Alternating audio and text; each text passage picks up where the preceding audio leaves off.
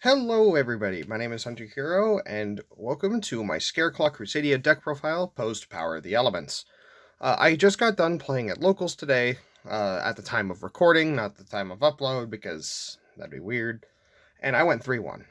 I played against some very competent strategies, and some, rogue strats that kind of felt weird and awkward to play against, which helped give me a more enlightened experience. Plus, one deck that is going to be very meta-relevant come the next format. That deck being branded Tier Element. So, we'll talk about those matchups, Theorycraft, and why I'm playing certain ratios as we move through the deck profile, as I want you guys to understand these choices, not just hear me bark what they do. So, let's move right into the list. For the Scareclaw names, we are playing 3 copies of Scareclaw Astra, 3 copies of Scareclaw Acro, 3 copies of Scareclaw Balone, and 3 copies of Scareclaw Tryheart. Now, the doggos and Tryheart very much matter to how the strategy works, as they give you advantage and help pump up your Tryheart. I refuse to play any less than 3, as they are now 1-card engine starters to help get the deck moving. We'll get into that as we move to the end of the video, as I explain some of the basic combos on how to set up your first turn board. So, what do these cards do? Astra gives your monster Tryheart multiple attacks for every defense position Scareclaw with a different name. That capping out at 4, which is more than enough to OTK in most circumstances. Acro gives him 300 attack and defense for every monster in defense position on your side of the field. And Balone gives piercing battle damage. Tryheart is the most important card, being the copy of Sky Striker Mobilize Engage. On special or normal summon, he searches for a Scareclaw back row, and then if there are 3 or more defense position monsters, they do not need to be on your side of the field only. Going first they do, but that doesn't really matter. You get to draw a card as well, which is very powerful, and I basically necessitate trying to resolve this as often as possible to help draw more interaction. But yes, this is all your base names. Tryheart being a warrior is super impactful for later on. We will get to that later. But yeah. And the last card in theme in the monsters is 1 copy of Visas Starfrost. Visas Starfrost, being a level 6 tuner, is very important for how the strategy works. So, what does he do? You can target a monster on the field who does not share the warrior or the light part of his, stat line, and destroy it to special summon him onto your side of the field. Now, this matters a lot when we get into the Link monster, but that's basically all he needs to do. He gets like an attack boost if he destroys something in my battle, but that's not the point that he's making. You use this going first to make Baron de Floor, as that's the only synchro in the extra deck we are playing. You only need the 1. Drawing multiples of him is awful, because you can't use him to make him, other than by tribute summoning, which is still pretty bad. And resolving this more than once per duel is just not likely, as most of the time if the board is completely broken, unless you're under the effect of Dark Ruler, you're still probably dying in 1 turn anyway. So, now we're going to move to the Crusadia names. Now these ratios are very particular, and I will get into that as I show them. 3 copies of Crusadia Draco, 2 Arborea, double Reclusia, and then 1 Leonis and 1 Maximus. So why these numbers, and, it kind of explain the Theorycraft. Draco adds back your Crusadias, which makes him more important than most of the other ones, as, if you're going second, it helps make the Crusadia line where you OTK your opponent. Going first, it helps recur advantage, so that way you have ways to set up for your next turn if you need to finish off breaking the board before you OTK. And being a level 4 makes him very great to go with Visas to make Baron de Floor. Arborea is a level 3 tuner, who, while in the graveyard, gives protection to your Crusadia monsters from destruction. This comes up actually quite a bit, as if you are going second and your Equimax or something is threatened, she can then protect it, so yeah, you can continue pushing. Reclusia being a 1-for-1 trade, trading himself or any other Crusadia on your board for one of your opponent's cards, is fine, and it warrants his second slot on the deck, as the effect has come up more often than I thought it would. Leonis and Maximus are only good going second, Leonis giving piercing battle damage and Maximus allowing it to attack again. While these are powerful effects, and Maximus is even the right level to be, a possible 2 of, Breaking on too many Crusadia names is something that happens. You need to try to keep the name count low so that way you can open all your combo pieces. Plus, Arborea is already a search target for Rhoda, so you don't really need to run much more than this. So,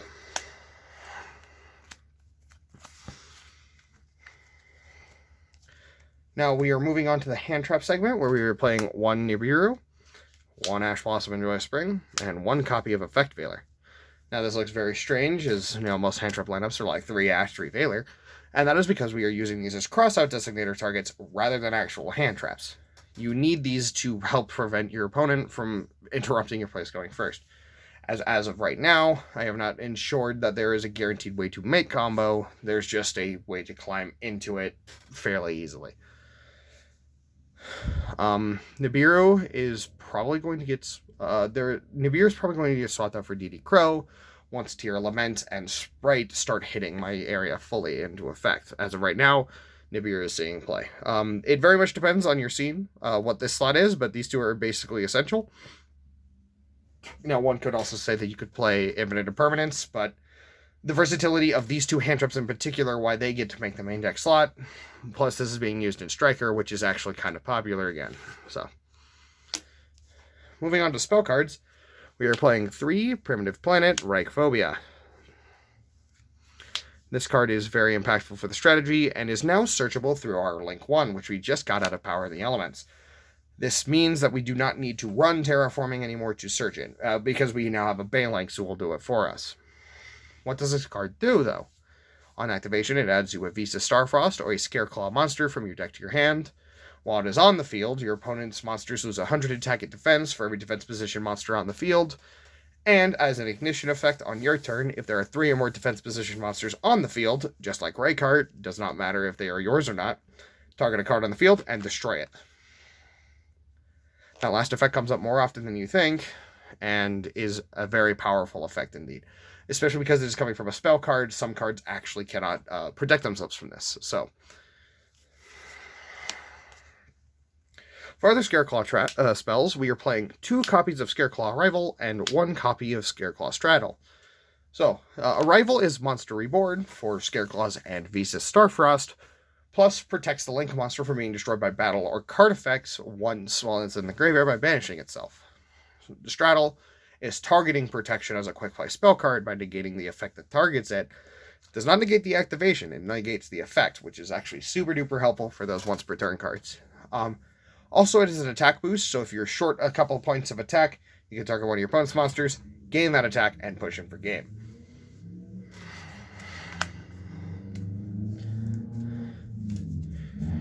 For counter hand traps, we are playing 1 Called by the Grave, and the triple Crossout Designator. These cards are very important, as this deck has a issue with being hand trapped too much, and hence is why it's a rogue deck and not a meta-defining one. You are playing Crossout Designator to hit the hand traps that impact you the most, and Called by the Grave is there when you can't. Playing basically 4 copies of Crossout Designator helps ensure that at least most of the time you have some way to protect your board going into it. Now, we are not playing copy of Infinite Impermanence or DD Crow, which means that coming up in the next format, those 2 cards might start showing up more than some of the other targets we are playing. Please adjust accordingly, but this is just the ratios that I have for now. For the other main spells, we are playing Monster Reborn and Reinforcements of the Army. Now, Monster Reborn is more generic and allows me to use my opponent's stuff, which is why I favor it over a card like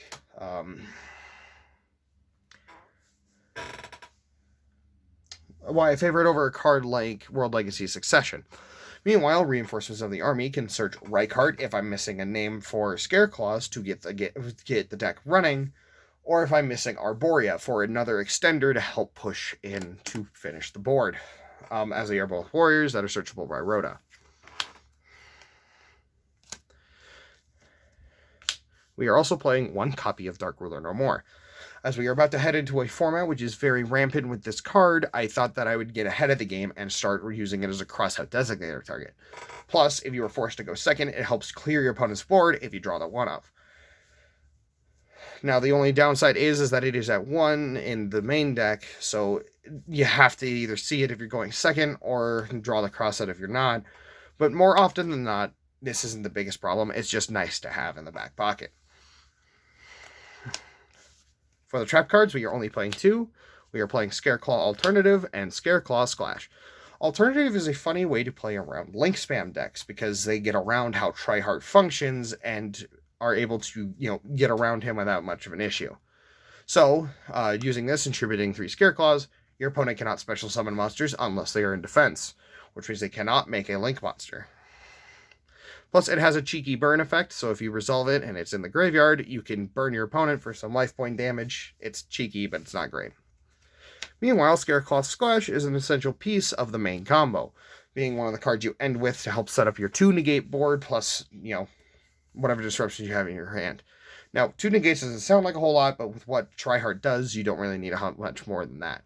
So, Splash turns your guys into super heavy samurais once per turn, but they can attack while in defense, like super heavy samurais, but they use whatever stat is higher, attack or defense. So Visa Starfrost doesn't get the short end of the stick here. But its other effect is the main one we're playing it for. You can send this card, this face-up card, to the field, from the field to the graveyard to negate 1 card effect. That is impactful, and this is why you flip this during your opponent's standby phase, because this isn't like Altergeist Protocol. You can't, have its negation as soon as it's flip face up. You need to have this card already face up on the field because in order for the chain link to resolve properly, it needs to see that it's face up already. So, yeah, again, I'll show you in the combo where this card goes and how impactful it is for the play, but that's it for the main deck. Now, a question you guys might be asking is, why aren't you playing a card like Rescue Cat?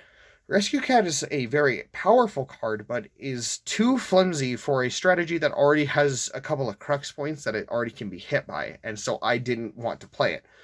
As it gets hit by basically every other card in the archetype in the crux points where it hits, and it's just a lot more impactful because this deck needs its normal summon more than anything. So, that's why we're not playing Rescue Cat. Moving on to the extra deck, we are playing 2 copies of Scareclaw Lightheart. This card just became legal from Power in the Elements, and is immeasurably powerful for this deck. On special, it can only be made with monsters in the main monster zone, which is weird, but it prevents you from making a Tryheart out of it, so turning Tryheart into it, which is weird. Don't know why it does that, but whatever. When this card is summoned into the extra monster zone, it searches for Reichphobia. And then once per duel, while this card is in the graveyard, and you control Visa Starfrost, you can summon it back. So, to kind of explain what this combo does, is that we take any Scareclaw name, any like doggo, you normal summon the dog, link 1 into the Lightheart into the EMZ, you search, and you activate the field spell, and use it to search Visa Starfrost. Then Visas can now use its effect to pop the Lightheart to summon itself to the field. Then you put Lightheart in the middle zone and Visas on the far left. Now the reason that you do this is because you want to put the Tryheart over in the right EMZ. Meanwhile, you can use this side to put Crusadias and stuff, but you need to leave the socket open. But it's basically a free way to get the engine going and get into Tryheart very easily. So that's all he does, though, and his arrow's kind of bad, but it helps him if he's been Monster Reborn. He can also be reborn by the 2 archetypal by the 2 Monster Reborns we play in the main deck, so that's always nice. Alright, I've talked about him a lot. It's time to get to the big boy. The big man of the hour. Scareclaw Tryheart, which I dropped another copy of. So, what does this guy do? So, he has a blanket effect. He must be Link Summon, which you cannot Monster Reborn him, which is a bit unfortunate, but that's not the point that matters. While he is on the field, all monsters are put into defense position, and he is unaffected by monsters who are in defense position, which is really nice because it means that he's a 3k wall that most decks can't even interact with. So, then he has another effect where you can target at level 3, which means that it's the dogs, not the Reichart, in your graveyard, special summon it, and then you can search for another one from your deck. This is why you don't need to search Reichart anymore with the field spell. Because with the guaranteed combo, you can end on this, Baron de Fleur, and a couple of other names, so that way you can get the draw off of his Monster Reborn effect. This does lock you into Scareclaws, so you do need to be careful when you use it. Try to use it towards the end of your combo, so that way you're not locked, unless you're trying to push for game. But yeah, he's super simple, but he's really, really powerful. Moving on to the Crusadia names, we are playing right now 2 Magius, 2 Spatha, the Equimax, and 1 Avermax. So, out of everything that came up today, the second Zapatha came up probably the least, but early on in testing, I found that the second Zapatha came up a lot. One of these Zapathas is probably going to be turned into Tri-Brigade Farigide for its free summon and the ability to help extend out of some pretty bad hands. Magius is the Rhoda, and is, you can proc his effect through either the Monster Reborns of the Scareclaw, summoning a Scareclaw from your hand using the column mechanic that they have, or using the Crusadias like you're supposed to. Spatha moves cards so that way you can help set up for Tryheart if you open basically nothing but Crusadias. And then Equimax pushes for game, and Avermax is just a big idiot who, gets in everybody's way. Overall, this package has been fine. The second Spatha did not come up at all during today's tournament, but during play testing it came up. Results may vary. I would suggest trying the Farigide, just because it's a little more accessible. It's easier to make with certain hands, and the fact that Tryheart counts as a Beast Warrior means that if this thing gets Veilered and you can't do the Visas thing, you can still at least try to push into a Tryheart with a draw. So, for Link Force, we were playing Apollosa and Boral Sword Dragon. Boral Sword is just like why we keep Equimax in here. Sometimes you just need to push a little bit in a different way, and so Boral Sword does that job pretty well. Meanwhile, Apollosa I have yet to make, and this is probably going to get substituted out for something like Link Spider, which when you get Nibiru, helps you make Crusadias to help push anyway. This card hasn't yet to come up, but these were just level, Link 4s, and I took advice from the last video and tried to put in more stuff that you could actually make, because the last video had basically 4 or 5 extra deck cards that you literally could not make under any circumstance. This has had a lot more thought put into it, so here we are. We are also playing 1 Underworld Goddess of the Closed World. This is basically like an extra version of a Kaiju in a deck that spams a lot. Both the Crusadias and the Scareclaws can make this thing without a second thought, and then use it to help break your opponent's board. She did wonderfully today, using it to link away a lot of the problem cards my opponent was playing before they became too much of an issue. So, she carries her weight. Being able to link with 1 card your opponent controls means that if they have like a Link 2, if they're trying to set up for an IP, you can try to yoink it. It doesn't come up very often, but it does matter, especially going into the next format where people are playing like Totally Awesome. You can link it off into this to remove that negation from the board and then blank their opponent's board. Also, this removes Flight Elf, which is one of the few ways that if you don't draw a Dark Ruler, this card, it makes an impact. And then for the last card, we are playing the 1 Baron de Fleur. Because Visas is a level 6 tuner, she's a lot easier to make than I give her credit for. She's immeasurably great, and I probably would not have put this list together if it wasn't for the fact that she is in the game. So, before I talk about the sideboard, I guess I should discuss basic combos.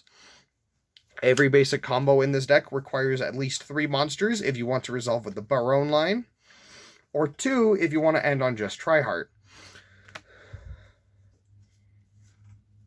So for this example, we are going to start with Balone, Arborea, and Draco. Normal summoning the Balone, you can link it 1 into the left extra monster zone. Just play on the left to kind of get your muscles developed to do this. You can put him on the right, but it doesn't come up all the time. It's zoning doesn't matter. It just helps you build into this corner of the board, so that you can save this one for Tryheart.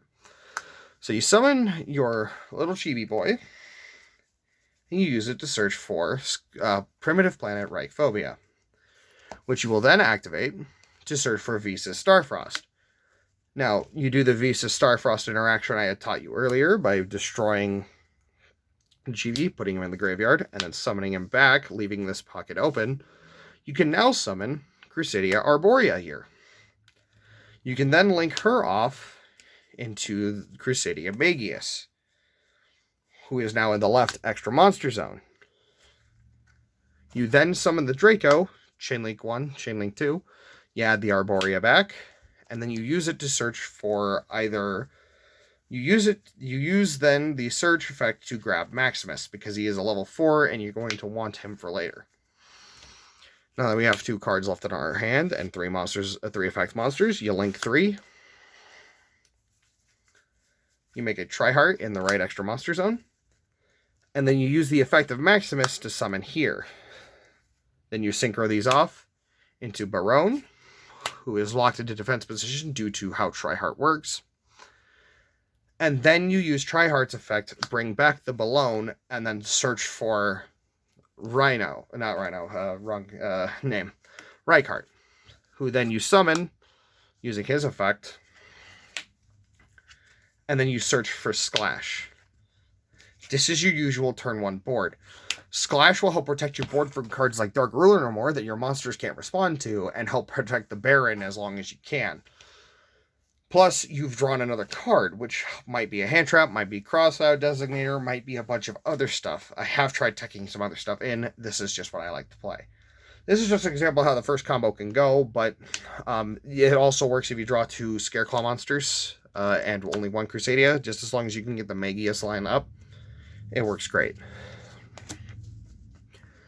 So this is kind of how the basic line works, and the reason that this is a going first deck, even though, all the dogs give great going second effects, is that this deck does not like playing through interaction, and Tryheart has a powerful floodgate effect that only works if you're going second, which is why our sideboard is tailored to help push for second, plus answer some threats that we didn't expect going first. So, we are playing 2 Kaijus, Jizukiru and Dogoran. Now, these don't matter. These could be any 2 Kaijus as long as they are 2 different Kaijus. Because if you summon one to your field, you want to try to give Jizukiru to your opponent. I was thinking of playing Kamungus instead. And that is because that way, if you summon either of them to your field, you can pop them with Visa Starfrost to get an extra extension out of it if you draw it. These also work great for the Crusadia line, as you can give your opponent one, put one under the Equimax, and just smack for game. Everybody who's played Crusadia Kaiju knows how that interaction works. So, those are the only 2 monsters we are citing. We are citing the 2 other copies of Dark Ruler no more. 3 Triple Tactics Talent, 3 Forbidden Droplet, and the Harpy's Feather Duster for the other spells. These cards, these are if you're going against Splight or Tier Element. Triple Tactics Talent is a great going second card, and I wouldn't cut it for anything. Meanwhile, Forbidden Droplets is probably going to go to 2 in the future side deck, because this list is probably going to go through some more changes and iterations as time goes on. Meanwhile, the Feather Duster is for back row decks, because as I explained earlier, back row decks kind of kill how this deck works. Because they're forms of interaction that you cannot stop with Tryheart. So, that's why we were playing these ratios. If you can't afford Droplet, Chalice works just as well. This is one of the few decks that I really, really do say that the budget alternative is just as equal to Droplet. I just have the Droplets, and they do their work just fine. Please do not be overwhelmed. If you can only afford, like, crossout designators and not Forbidden Droplet, just play the designators and play Chalice instead. The rest of these cards are more affordable than they used to be. Just, if you don't feel obligated to play the Droplet. And then for the last cards in the sideboard, we are citing 3 copies of Infinite Impermanence and 1 Red Reboot. Impermanence is probably going to get the sack. We are going to cite in probably some Crusadia back row going forward, because it helps make the Crusadia line a lot more viable. Red Reboot is almost pivotal to how some of the format might shape out to be if it becomes very trap-centered after we figured out the format. Imperm is just another copy of Valor, so you side these in unless you are fully designated to just try to stun your opponent out of the hand using hand traps, which doesn't work very well against Splight. But this is overall the thought processes and stuff that I decided while building this deck. As this deck has been in the brew tank for a while now, and I thought that I'd, share my thoughts, with it as time went on, as this deck has gone through a lot of changes since the original release. Thank you very much for listening to me ramble for somewhere about 25 minutes. Leave your thoughts and comments down below, as the last video took off very well, and I thought, I did read a lot of your comments. I did try to respond within a reasonable amount of time, assuming they popped up on my dashboard. And I do appreciate you guys for giving your thoughts and opinions, because they helped shape this deck as time went on, after we got the cards announced and release dates and all that. Like, it really helped shape things out for me. So I really appreciate it, guys, and thank you for watching. Have a wonderful day.